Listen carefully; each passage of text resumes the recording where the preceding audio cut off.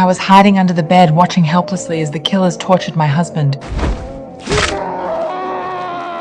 His agonized screams filled the room, but I didn't dare make a single sound. They threw him onto the bed, and the ringleader started demanding to know where the stolen diamonds and USB drive were. Is the little electronic device that was stored with them.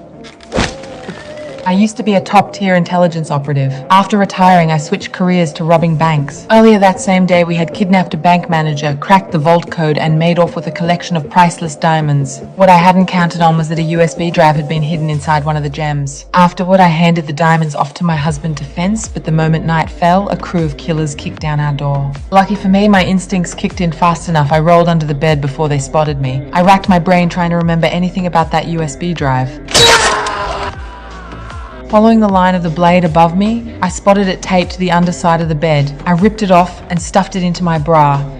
That's when another knife came plunging down. The pain was unbearable. Every part of me wanted to scream, but I bit down hard on the carpet and swallowed it. A moment later, my husband went silent. They had tortured him to death. I lay there, completely powerless, tears streaming down my face. The killers left empty-handed. I crawled out from under the bed, grabbed a gun off the floor and followed them. I had the ringleader in my sights, caught him right in the middle of reporting back to someone. But when I pulled the trigger, nothing happened. The gun was empty. I bolted back to my room, grabbed another box of ammo, slammed it in, fired a shot through the door at the men outside, then locked it. When the other killers kicked the door in, I slipped behind them, grabbed one as a human shield, and backed my way toward the elevator.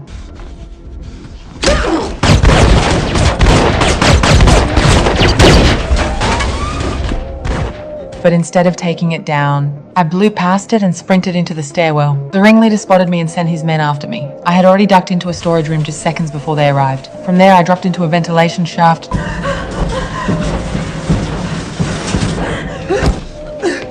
changed clothes inside the duct and burst out into the parking garage. I hijacked a car that was still running through the car wash and floored it. As I reversed out, the killers were right on my tail. I yanked the handbrake, threw the car into a drifting turn, then floored it straight at them. They scattered in a panic. I took cover in an apartment and managed to hold the killers off at least for a moment. What I didn't expect was the guy inside. Cold as ice, he was actually going to let them in. That's the only way in there. He stood at the elevator doors with his gun raised, ready to gun them down the second they stepped off. But just before the elevator arrived, something felt off. Behind you!